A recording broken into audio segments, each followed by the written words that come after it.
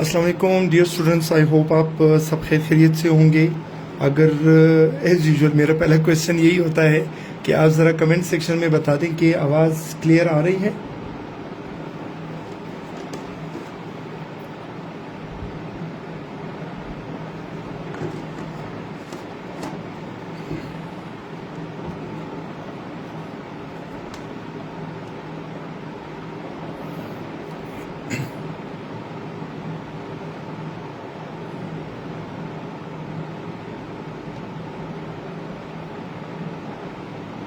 अस्सलाम वालेकुम खैरियत से होंगे। अगर एज़ यूजुअल मेरा पहला क्वेश्चन ही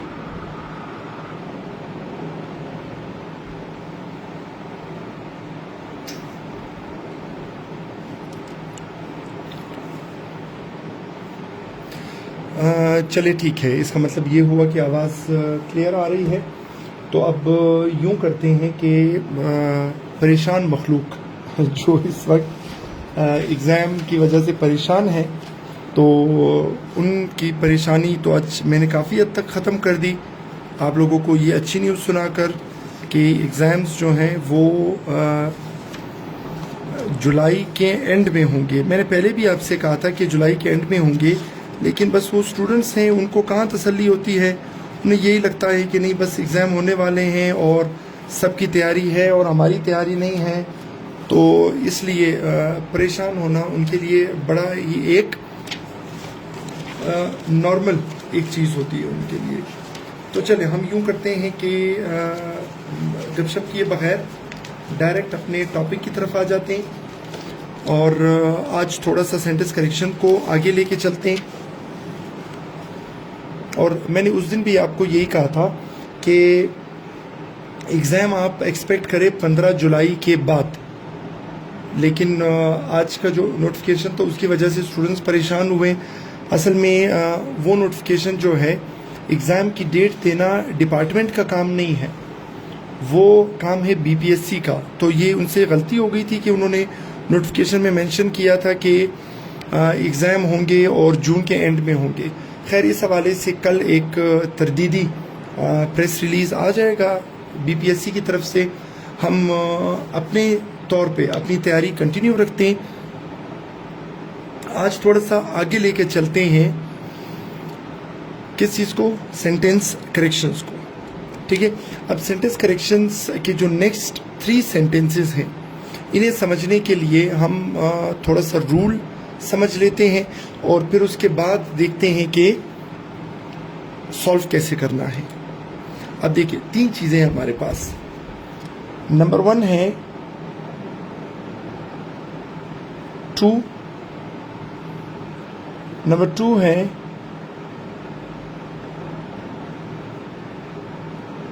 इनफ और नंबर 3 है सो दैट। ठीक है, 2 है, इनफ है और सो दैट। अब इसके लिए एक सिंपल सी चीज़ मैं आपको बता दूं कि आप यूँ समझ लें कि 2 नेगेटिव है, इनफ पॉजिटिव है और सो दैट जो है वो कॉमन है। यानी सो दैट हम पॉजिटिव के लिए भी यूज़ कर सकते हैं और नेगेटिव के लिए भी यूज़ कर सकते हैं, राइट।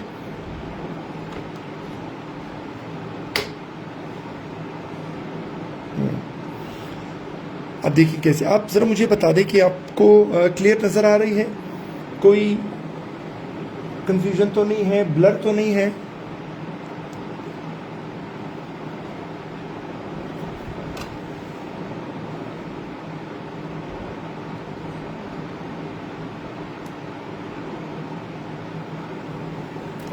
वज़ीरा मैं पहले भी कह चुका हूँ। खैर, आप लोगों की परेशानी अपनी जगह पर।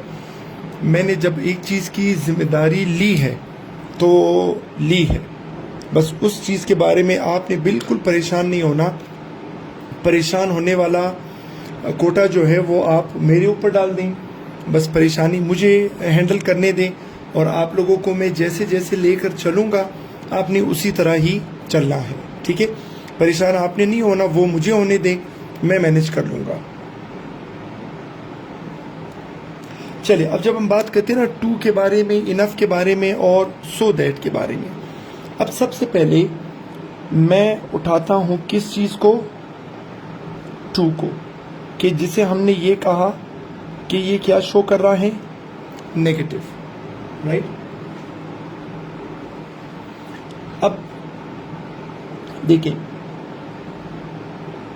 एक फॉर्मूला हम लिख लेते हैं, टू प्लस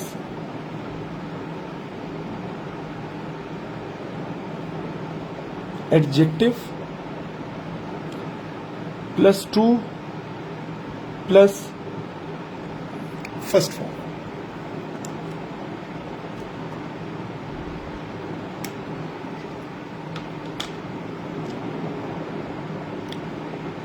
ठीक है। अच्छा, अब ये क्या शो करता है, अब सुनते जाए जरा। ये शो करेगा कि एक नेगेटिव क्वालिटी, ठीक है, एडजेक्टिव क्या शो करता है, क्वालिटी, एक नेगेटिव क्वालिटी इतनी ज्यादा है कि जिसकी वजह से ये वाला काम नहीं हो सकता। ठीक है, एक नेगेटिव क्वालिटी इतनी ज्यादा है कि जिसकी वजह से ये वाला काम नहीं हो सकता। अब कैसे, फॉर एग्जाम्पल मैं कहता हूं कि Asif is too short to touch the fan। ठीक है, इसका मतलब क्या हुआ, इसका मतलब ये हुआ कि आसिफ में ये वाली क्वालिटी इतनी ज्यादा है कि वो ये वाला काम नहीं कर सकता। ठीक है, अब यहां पर बेशक आपको कहीं पर नॉट नजर नहीं आ रहा, लेकिन ये सेंस जो है ये हमेशा नेगेटिव सेंस देगा, राइट। एक और देख लेते हैं, कौन सा, इनफ वाला। अब इनफ वाला क्या है, पॉजिटिव है।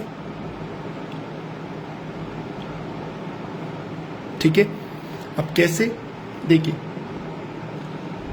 इसका फॉर्मूला है adjective plus enough plus two plus first form. अब इसका मतलब क्या है, वो ये कह रहे कि ये काम करने के लिए ये वाली क्वालिटी जितनी चाहिए, इनफ का मतलब है काफी है, इसका मतलब ये काम होगा या नहीं होगा, ये काम होगा। ठीक है, अब कैसे, फॉर एग्जाम्पल मैं कहता हूं Asad is fast enough to win the race। Asad is fast enough to win the race, यानी ये काम करने के लिए, यानी रेस जीतने के लिए असद को जितना तेज होना चाहिए वो उतना तेज है, यानी असद रेस जीत सकता है। इसमें क्या था, नेगेटिव क्वालिटी इतनी ज्यादा है कि कोई काम नहीं हो सकता, इसमें पॉजिटिव क्वालिटी इतनी ज्यादा है कि कोई काम हो सकता है, राइट। जरा कमेंट सेक्शन में बताएं अगर कोई कंफ्यूजन है।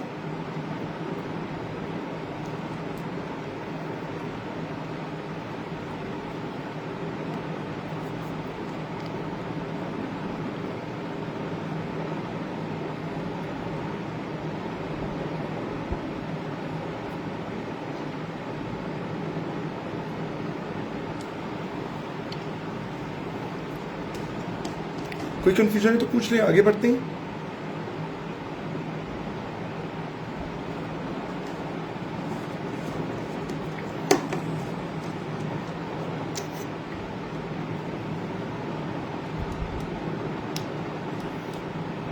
नहीं फरहाद, ये आपको प्रैक्टिस करनी पड़ेगी। रूल ज़्यादा हैं, लेकिन आप इसको जितना प्रैक्टिस करेंगे, जितना रिवाइज करेंगे, उतना आपके लिए आसान होगा। ठीक है। अच्छा, अब देखिए, फिर हमारे पास थर्ड पे कौन है? So that. ठीक है। अब जब मैंने कहा ना कि ये कॉमन है, यानी ये पॉजिटिव और नेगेटिव दोनों के लिए यूज हो सकता है, तो अब मैं क्या करूंगा, पहले नेगेटिव वाला सो दैट में कन्वर्ट कर देता हूं। यही सेंटेंस मैं कहूंगा कि Asif is so short that he cannot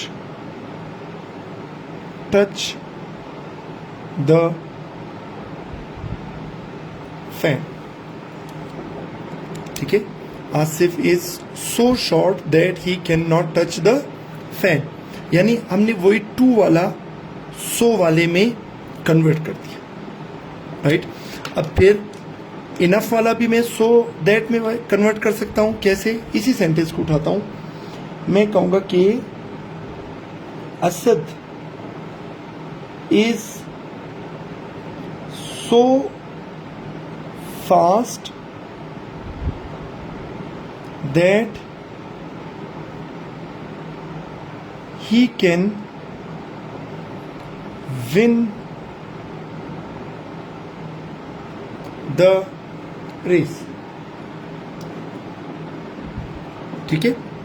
तो ये हमारे पास इसका एक स्ट्रक्चर आ गया कि जिसमें हमने डिस्कस किया कि टू वाला कैसे होगा, इनफ वाला कैसे होगा और सो दैट वाला कैसे होगा।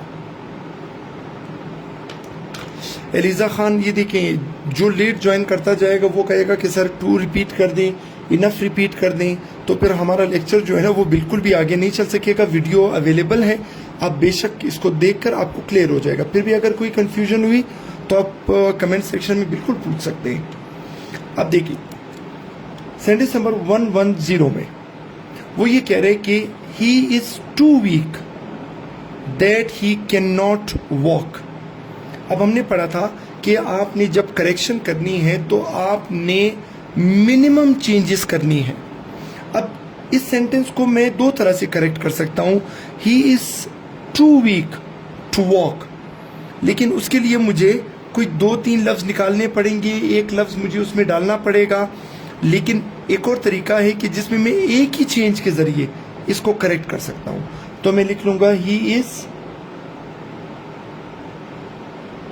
So weak that he can not walk.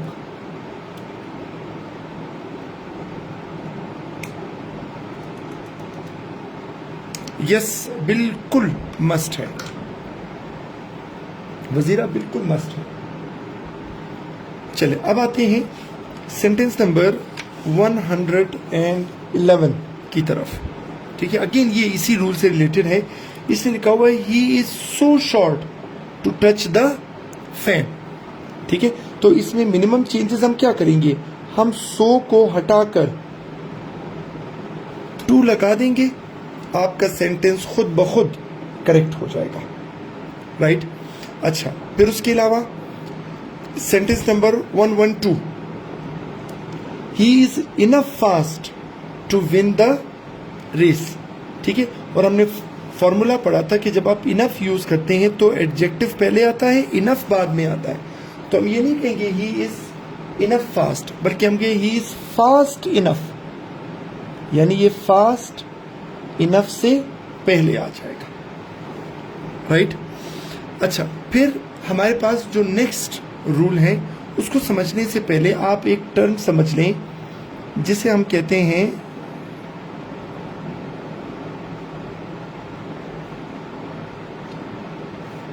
क्या चीज? पैरेललिज्म। क्या कहेंगे?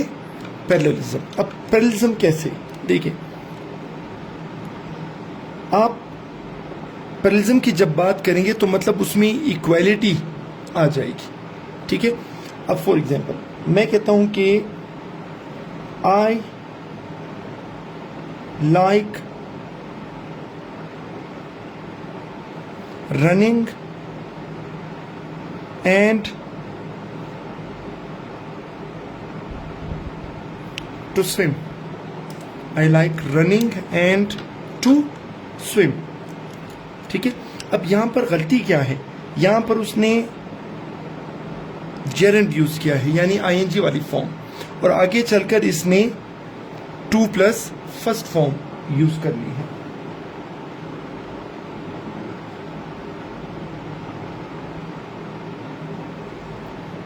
ठीक है, तो हम ये कहेंगे कि I like running and to swim नहीं, I like running and swimming. तो सेंटेंस इसके साथ आपका पैरेलल हो जाएगा, ठीक है। अच्छा, कमेंट सेक्शन में पूछ रहे हैं सो दैट का फॉर्मूला क्या होगा, ठीक है। तो चले, so plus adjective plus that, ठीक है। यानी सो होगा, फिर बीच में एडजेक्टिव होगा और फिर दैट होगा, जैसे सो शॉर्ट दैट या फिर सो फास्ट दैट, ये फॉर्मूला होगा इसका। अच्छा, अब करेक्शन की तरफ आ जाते हैं। वो कह रहे कि I think that speaking, gerund आ गया, आईएनजी वाली form, is more difficult than to write. अब ये इंफिनिटिव आ गया, एक तरफ आईएनजी वाली फॉर्म, एक तरफ 2 प्लस फर्स्ट फॉर्म, तो हम दोनों को बराबर कर लेंगे और हम टू राइट की जगह लिख लेंगे राइटिंग। तो ये भी जेरेंड आईएनजी वाली फॉर्म और ये भी जेरेंड यानी आईएनजी वाली फॉर्म। अच्छा, फिर उसके बाद हमारे पास 2 डिफरेंट वर्ड्स हैं। देखिए, एक वर्ड हमारे पास है चाइल्डिश, बचगाना, जो नेगेटिव सेंस में यूज होता है, जिसका मतलब होगा इमेच्योर। हम कहते हैं ना कि यार क्या बचगाना हरकतें कर रहे हो। एक और हमारे पास वर्ड है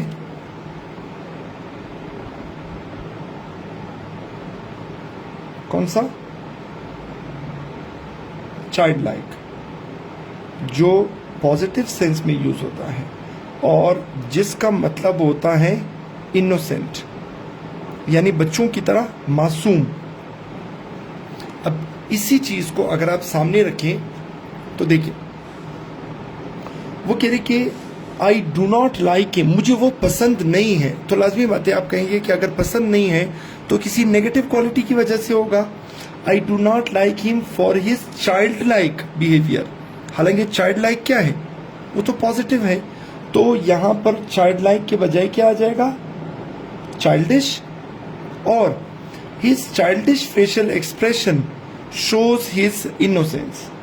और यहां पर चाइल्डिश के बजाय क्या आ जाएगा? Child like. यानी ये दोनों एक दूसरे के साथ एक्सचेंज हो जाएंगे, राइट। ये वाला रूल भी क्लियर हुआ? या अगर कोई कंफ्यूजन है तो कमेंट सेक्शन में पूछ लें।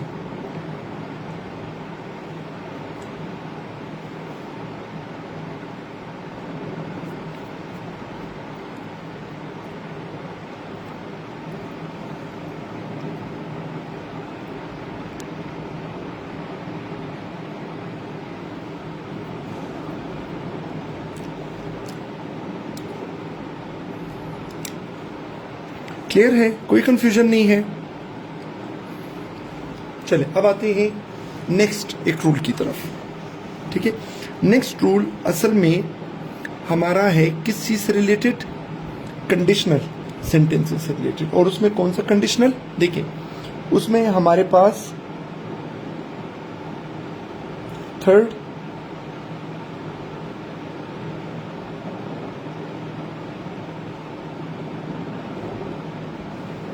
कंडीशनल। कौन सा कंडीशनल? Third conditional. ठीक है।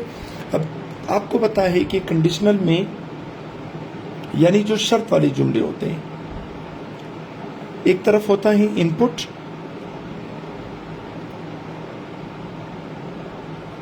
और एक तरफ होता है आउटपुट। ठीक है। अब इनपुट वाला जो फॉर्मूला है उसमें हमारे पास होगा सब्जेक्ट के साथ हैड प्लस थर्ड फॉर्म, और जो हमारे पास आउटपुट वाला फॉर्मूला है उसमें होगा सब्जेक्ट के साथ या तो वुड या कुड या माइट के साथ हैव प्लस थर्ड फॉर्म। ठीक है। अब आप कहेंगे कैसे? सपोज मैं कहता हूं कि इफ आई हैड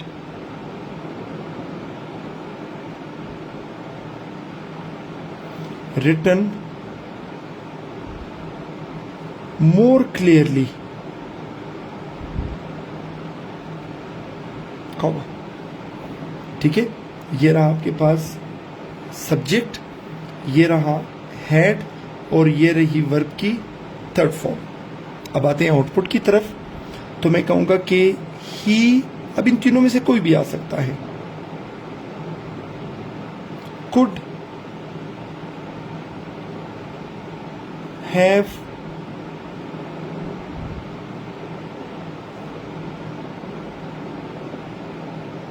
अंडरस्टूड, ये ही आपका सब्जेक्ट कुड हमने यहां से उठा लिया, ये आपका हैव और ये वर्ब की थर्ड फॉर्म। राइट। अब इसकी जब करेक्शन की तरफ आएंगे, देखिए सेंटेंस नंबर 116 वो कह रहे कि if I had worked harder. ठीक है। सब्जेक्ट आ गया, हैड आ गया, थर्ड फॉर्म आ गई। I will have passed the test, जबकि हमने पढ़ा था कि या तो वुड आएगा या कुड आएगा या माइट आएगा, इसलिए लिखा हुआ है विल। तो हम क्या करेंगे?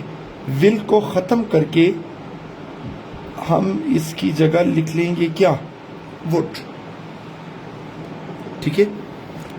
अच्छा, फिर sentence number 117 I saw 2 deers in the woods. ये वाला एक बहुत इंपॉर्टेंट करेक्शन है, इसको जरा गौर से देखिए। देखिए ग्रामर में हम एक चीज पढ़ते हैं जिसको हम कहते हैं जीरो प्लूरल। कौन सा प्लूरल? Zero plural. ठीक है। अब जीरो प्लूरल हमारे पास ऐसे वर्ड्स हैं कि जिसका सिंगुलर भी वही है, प्लूरल भी वही है। फॉर एग्जाम्पल, अगर मैं ये कहूं कि फिश, अगर एक मछली है तो भी फिश, अगर 1,00,000 मछलियां हैं तो भी फिश। अगर मैं कहूं कि एक हिरन है, डियर, और अगर 1,00,000 हैं तो भी डियर। अगर मैं कहूं कि एक ही शीप है और अगर 1,00,000 हैं तो भी शीप। ठीक है।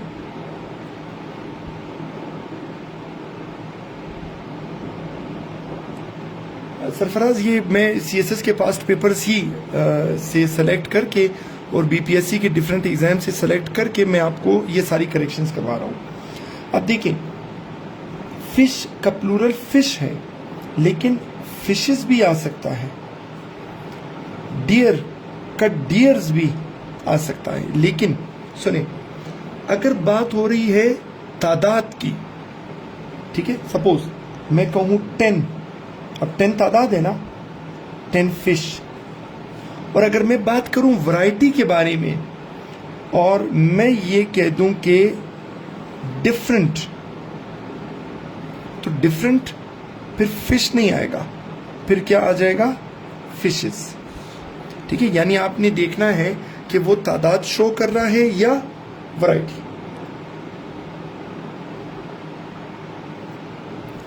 Yes Nazam Baloch, very good. अब देखिए आई सॉ 2। अब 2 चूंकि हमारे पास क्या है, तादाद है, तो जब तादाद होगी तो कभी भी हम उसका प्लूरल नहीं लिखेंगे, हम डियर्स नहीं लिखेंगे, हम डियर लिखेंगे। ठीक है, अच्छा फिर उसके बाद 118, ये बड़ा कॉमन है और काफी दफा रिपीट होता है, इसको जरा और से देखिए। देखिए हमारे पास दो डिफरेंट वर्ड्स हैं, एक है गॉन और एक है कौन सा, बीन। एक है गॉन और एक है बीन। अब सुने फर्क क्या है।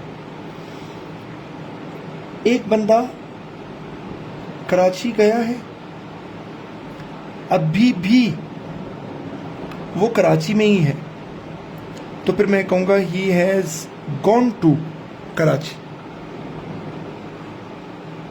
ठीक है, अच्छा जब हम बीन की बात करेंगे, एक बंदा कराची गया,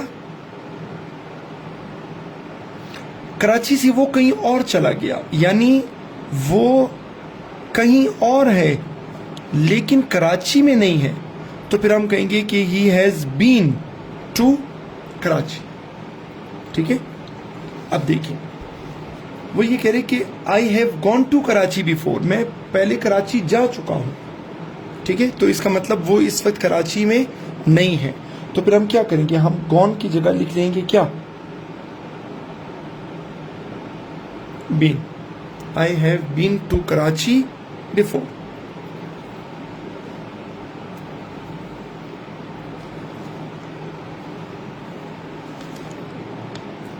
अब नेक्स्ट जो है करेक्शन, वो प्रेपोजिशन से रिलेटेड है। ठीक है, अब प्रेपोजिशन से रिलेटेड कैसे, देखिए हमारे पास दो डिफरेंट प्रेपोजिशंस हैं, एक है इनटू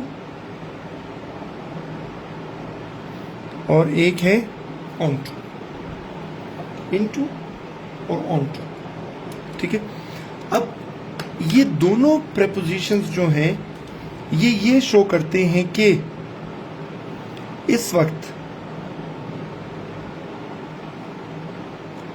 ये किस हालत में है, ट्रांजिशन। जरा मुझे कमेंट सेक्शन में बताएं कि ट्रांजिशन का मतलब क्या है।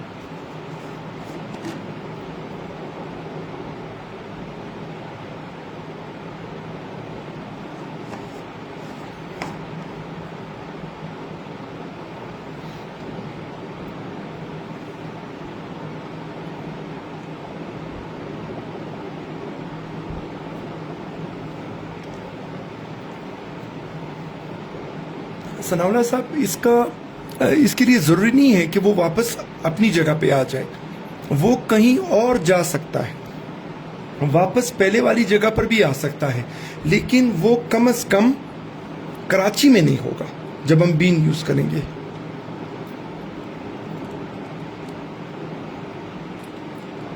चलें देखिए, अब इसको जरा आसानी से समझ लेते हैं। सपोज एक हमारे पास है क्या चीज, बेड। ठीक है, और यहां पर हमारे पास है एक टेबल। अब सपोज बिल्ली ने छलांग लगाई। अब बिल्ली ने जब छलांग लगाई तो वो इस वक्त ना बेड पर है और ना ही टेबल पर है, बल्कि वो कहां है, वो रास्ते में है। और इसे हम कौन सा फेज कहते हैं, इसको हम कहते हैं ट्रांजिशन। ठीक है, इसी तरह आप यूं समझ दें, एक बंदा जो है वो जमीन पे खड़ा है, ग्राउंड। ठीक है, और यहां पर क्या है, रिवर है। अब इस बंदे ने छलांग लगाई, इसका मतलब अब इसका जमीन के साथ कनेक्शन टूट गया है। जैसे बिल्ली का बेड के साथ कनेक्शन टूट गया था, इस बंदे का जमीन के साथ कनेक्शन टूट गया है, राइट। अब जब तक ये रास्ते में है तो ये किस सिचुएशन में है? ये ट्रांजिशन वाली हालत में। और ट्रांजिशन के लिए हमारे पास कौन कौन से हैं? इनटू भी है और ऑन टू भी है। तो अभी आप सोच रहे होंगे कि अच्छा सर, ट्रांजिशन के लिए अगर इनटू और ऑन टू दोनों है तो क्या हमारी मर्जी है कि हम इनटू यूज करें या ऑन टू यूज करें? ये पॉइंट बहुत गौर से सुने। देखिए, ये डिपेंड करेगा जिस तरफ छलांग लगाई जा रही है। अब फॉर एग्जाम्पल, टेबल के लिए हम इन यूज करते हैं या ऑन? ऑब्वियस बात है, हम यूज करते हैं ऑन। रिवर के लिए हम इन यूज करते हैं या ऑन? ऑब्वियस बात है, हम यूज करते हैं इन। ठीक है। अब देखिए, ये यहां से जब इसने छलांग लगाई, ये टेबल की तरफ जा रहा है और आखिर में इसने ऑन पे पहुंचना है, तो इसका जो ट्रांजिशन होगा वो क्या है? वो ऑन टू है। क्यों? क्योंकि आखिरी पोजीशन जो टेबल है, टेबल के लिए हम ऑन यूज करते हैं। इसी तरह ग्राउंड से उसने छलांग लगाई।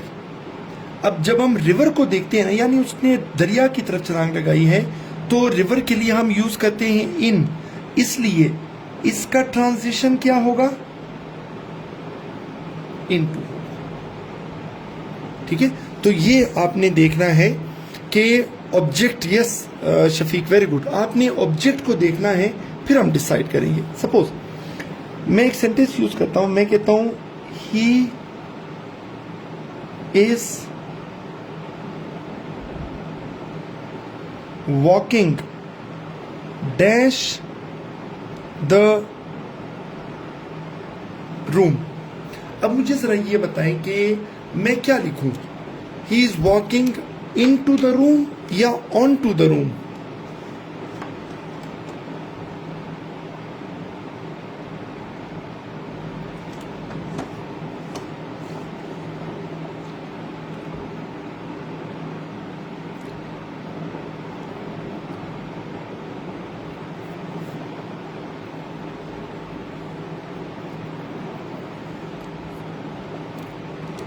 Yes Kalsoom, very good. अब देखें, हम कभी भी ये नहीं कहते कि I am on the room, हम क्या कहते हैं? I am in the room. तो जब रूम के लिए इन आ रहा है तो ट्रांजिशन फेज फिर हमारे पास क्या होगा? इनटू होगा, राइट। तो फिर हम कहेंगे he is walking in to the room. अब इसी चीज को अगर आप सामने रखें, 119, Ali jumped dash the river last week. अब रिवर है ना, तो रिवर के लिए ट्रांजिशन इन नहीं होता, इनटू होता है। ठीक है। और 120 में the cat jumped into the table. अब टेबल के लिए जब ऑन होगा तो इसका ट्रांजिशन हमारे पास क्या होगा? On to. तो जल्दी से जरा बताएं कि 121 में क्या करेक्शन होगी?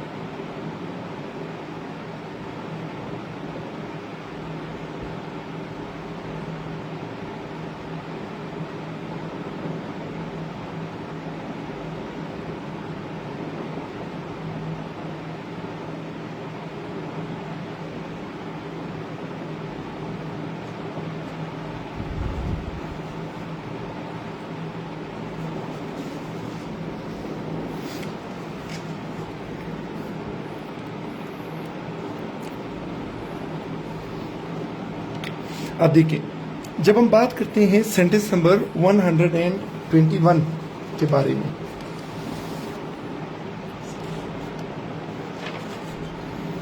देखिए हमारे पास जब हम डिस्कस करते हैं किस चीज को, एडजेक्टिव को,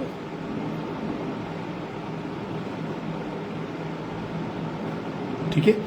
एडजेक्टिव में जब हम दो चीजों को कंपेयर करते हैं तो हमारे पास कौन सी डिग्री होती है, कंपैरेटिव,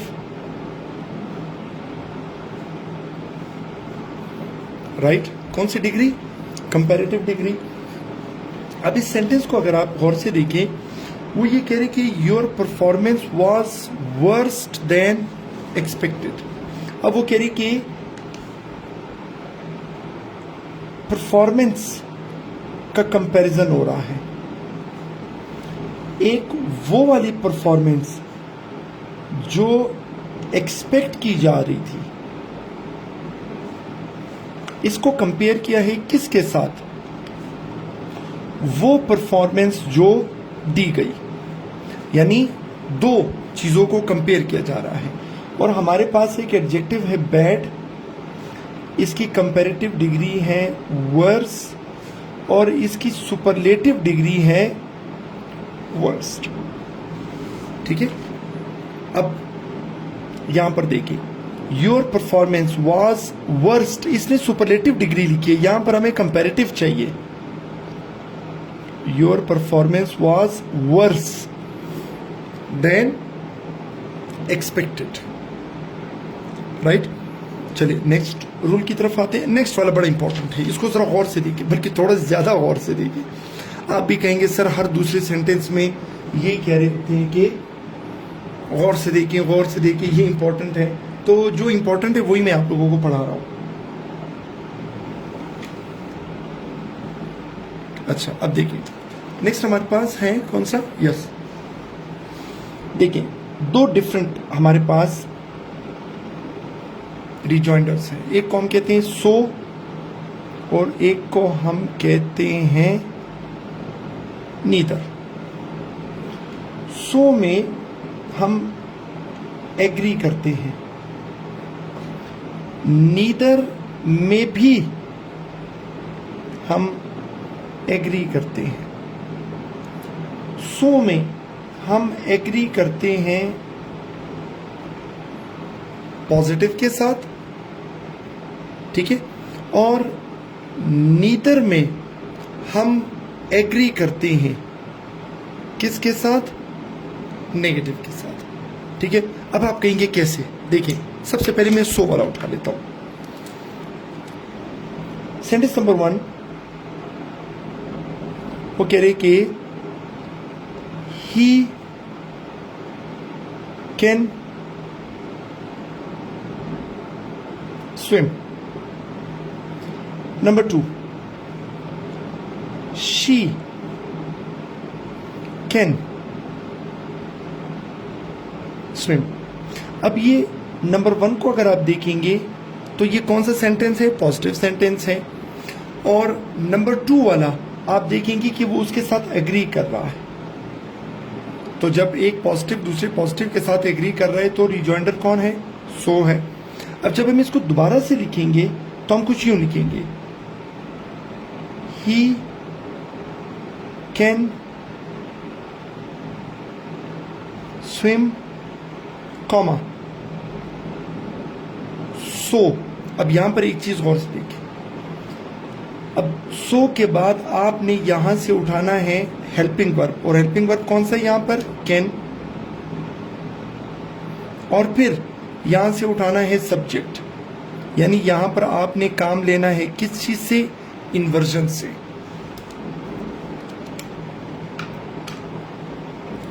लेकिन जब हम बात करते हैं नीदर के बारे में, अब इसको देखिए, मैं इसी को कन्वर्ट कर देता हूं।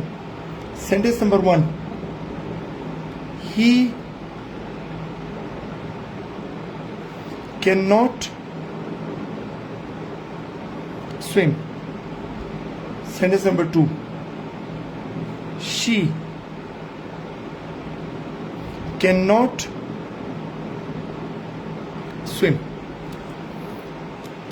पहला सेंटेंस नेगेटिव है, क्या दूसरा सेंटेंस उसके साथ एग्री कर रहा है? यस, यानी नेगेटिव के साथ एग्री किया जा रहा है, तो रिजॉइंडर कौन होगा? नीदर। अब कैसे देखें, मैं कहूंगा कि ही can not swim, comma neither. अब हेल्पिंग वर्ब कौन है? कैन, वही इन्वर्जन आ जाएगी, और सब्जेक्ट कौन है? शी। अब आप सोच रहे होंगे कि सर ये वाला नॉट कहां पर गया, यहां पर आपको नजर नहीं आएगा, क्यों? नीदर खुद नॉट का काम कर रहा है, ठीक है। अब इसी रूल को सामने रखते हुए हम जरा करेक्शन की तरफ आते हैं। देखिए इसने क्या लिखा है, इसने लिखा हुआ है कि they are going to the concert, ठीक है, सो वी आर। तो एक तो ये यहां पर फुल स्टॉप नहीं है, कॉमा है। दूसरा, सो कैपिटल नहीं होगा, स्मॉल है। और सो वी आर नहीं होता, सो आर वी। इन्वर्जन से अपने काम लेना है ना। Similarly 123, Asif does not study. एक तो ये फुल स्टॉप नहीं, कॉमा आएगा। नीदर, नीदर आ गया, ठीक है, ये एन इसका स्मॉल आ जाएगा। और आई डू नहीं, नीदर डू आई, ठीक है। यानी आपने ये देखना है कि अगर पॉजिटिव पॉजिटिव के साथ एग्री कर रहा है तो सो लगा ले रिजॉइंडर, और अगर नेगेटिव नेगेटिव के साथ एग्री कर रहे हैं तो नीदर लगा लें एज अ रिजॉइंडर, राइट। चले आगे बढ़ते हैं। I am awaiting for the guests, ठीक है। Sentence number 124। अब देखिए एक चीज ध्यान में रखें कि हम कहते हैं ना कि आई एम वेटिंग फॉर, फिर जिसका इंतजार कर रहे हैं उसको लिख लेते हैं, ठीक है। लेकिन अगर आप लिख लेते हैं अवेटिंग, अब अवेटिंग जो है वो वेट फॉर के तौर पे इस्तेमाल होता है, ठीक है। यानी वेटिंग या वेट जब आप लगाएंगे तो उसमें फॉर लगेगा, और अगर अवेटिंग लगाएंगे तो फिर आपको फॉर लगाने की जरूरत नहीं है, ठीक है। तो I am awaiting for the guests, तो आप दोनों तरह से सही कर सकते हैं, या तो अवेटिंग को वेटिंग कर दे, वेटिंग फॉर द गेस्ट्स, या फिर आप कह दे कि I am awaiting the guests. Next one, next वाला रूल इंपॉर्टेंट क्यों है? अब देखिए हमारे पास 5 ऐसे वर्ड्स हैं, शायद पहले भी हमने डिस्कस किया होगा, कि जो दिखने में तो नेगेटिव नहीं है लेकिन उनका सेंस जो है वो जरूर नेगेटिव है।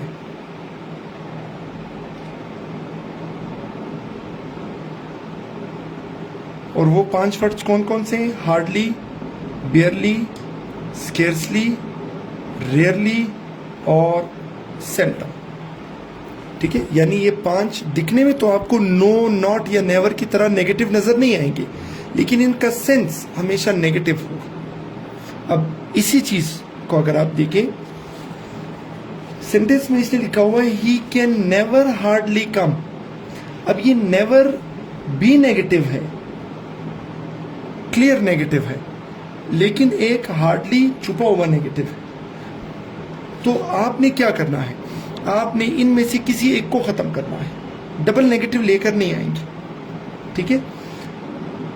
ही कैन हार्डली कम या फिर ही कैन नेवर कम, आपने इन दोनों में से किसी एक को खत्म कर देना है, ठीक है। वो क्यों?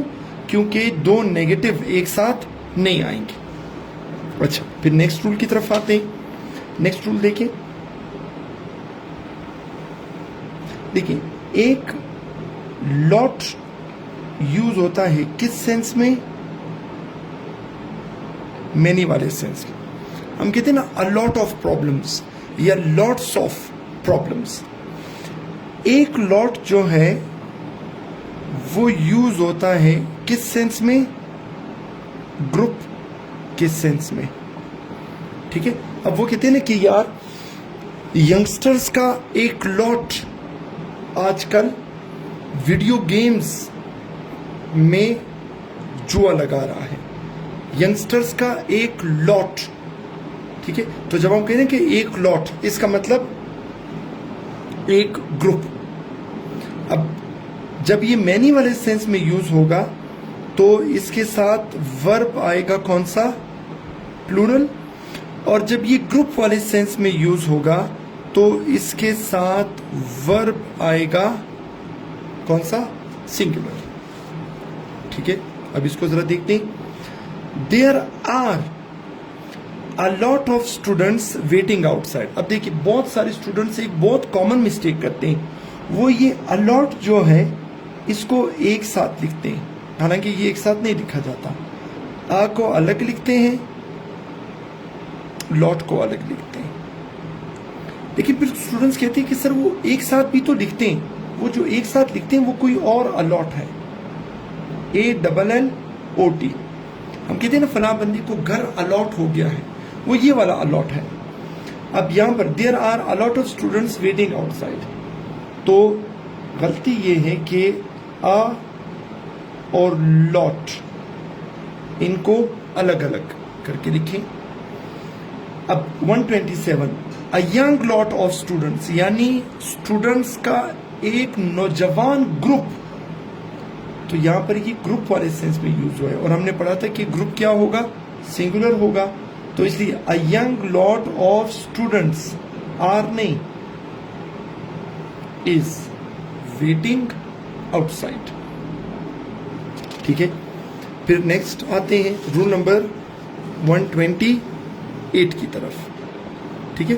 अब 128 में जो आपको वर्ड्स नजर आएंगे ना, refrain, debar, stop, prevent, prohibit, forbid, ठीक है, और रिफ्रेन, एब्सटेन।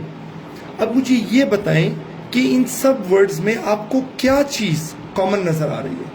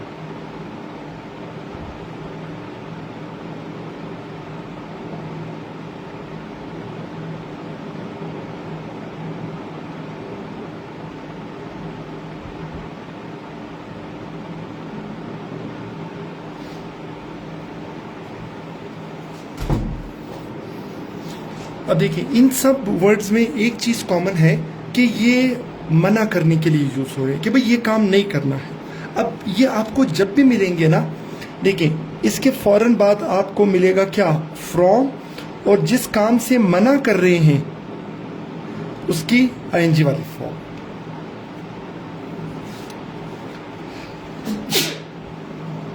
अब देखिए इसमें लिखा हुआ है you should refrain to smoke. हमने कहा कि इनमें से कोई भी आएगा, एक तो टू नहीं आएगा, फ्रॉम आएगा, और फिर जिस काम से मना कर रहे हैं उसकी आईएनजी वाली फॉर्म, यानी स्मोक नहीं, स्मोकिंग।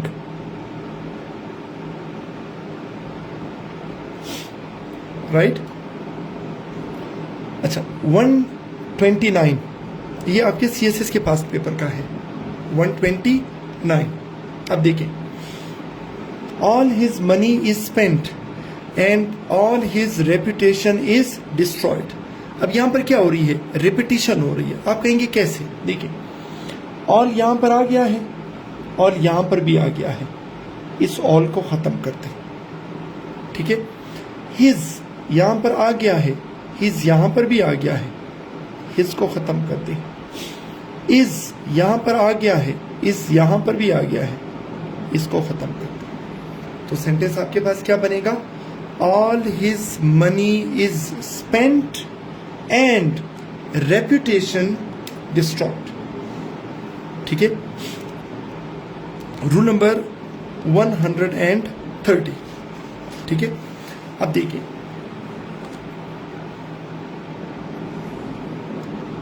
जब हम बात करते हैं हैप्पी, जो एडजेक्टिव की फर्स्ट डिग्री है, पॉजिटिव डिग्री, जब हम इसकी कंपैरेटिव डिग्री बनाते हैं तो ये क्या होता है, हैप्पियर। क्या होता है, हैप्पियर। अब कुछ लोग ये समझते हैं कि मोर हैप्पी होना चाहिए, तो जरा हम देख लेते हैं कि मोर हैप्पी ठीक है या नहीं। अब देखिए, कंपेयर करने के लिए हम मोर हैप्पी भी यूज कर सकते हैं। ठीक है। आप लोगों में से अगर किसी ने थोड़ी बहुत ग्रामर पढ़ी होगी तो उसको आइडिया होगा कि मोर हैप्पी नहीं होता, हैप्पियर होता है। लेजी, मोर लेजी नहीं होता, लेजियर होता है। राइट।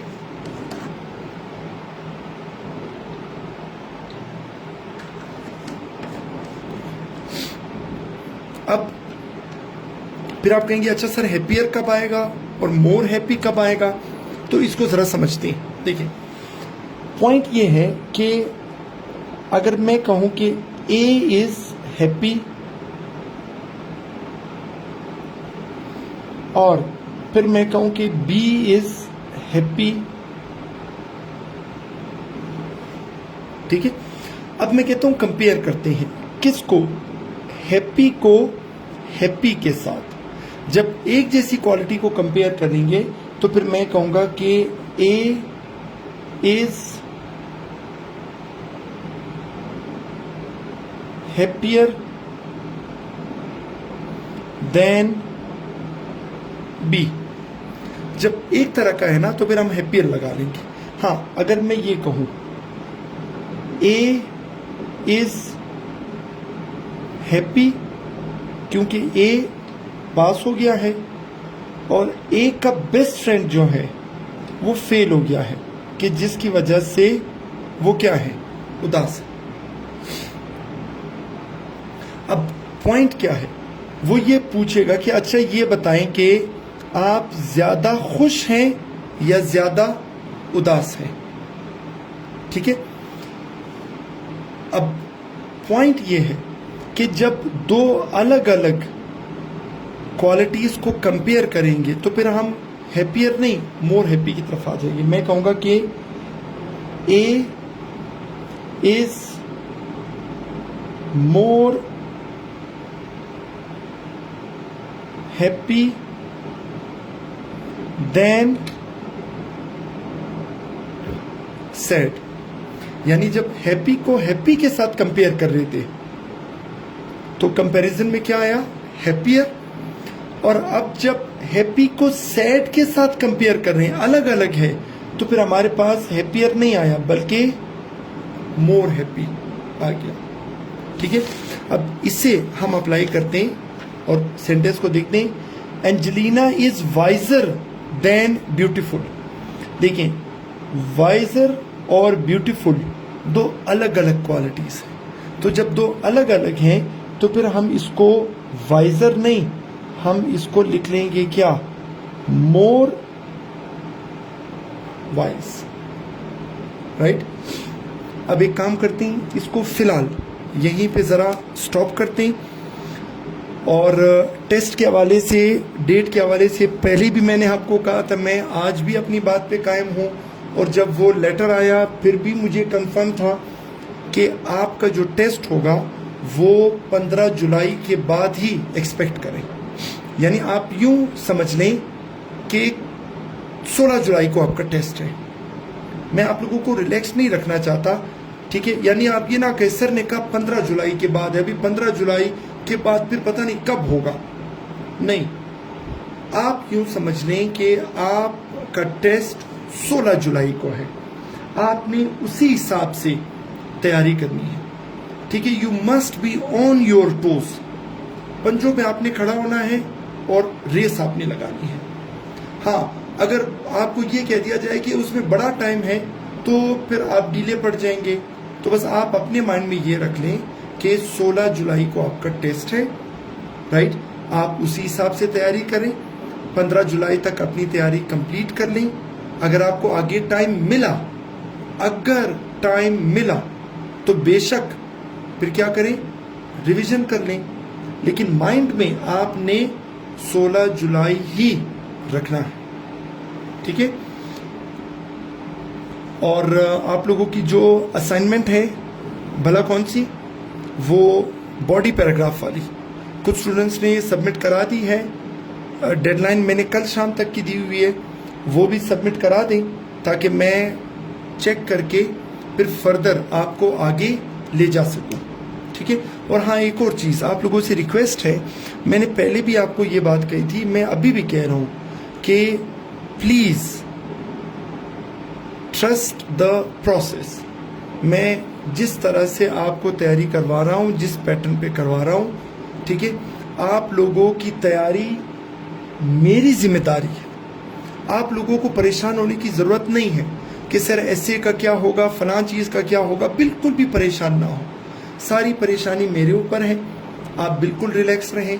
मैं आपको step wise, one by one, step by step में आपको लेकर चलूँगा और आप देखेंगे कि ऐसे राइटिंग इंशाल्लाह आपके लिए इतना आसान हो जाएगा कि आप सोच भी नहीं सकते, ठीक है। तो फिलहाल यहीं पे छुट्टी करते हैं, राइट। इजाज़त दीजिए, कल मिलते हैं। अल्लाह हाफिज़।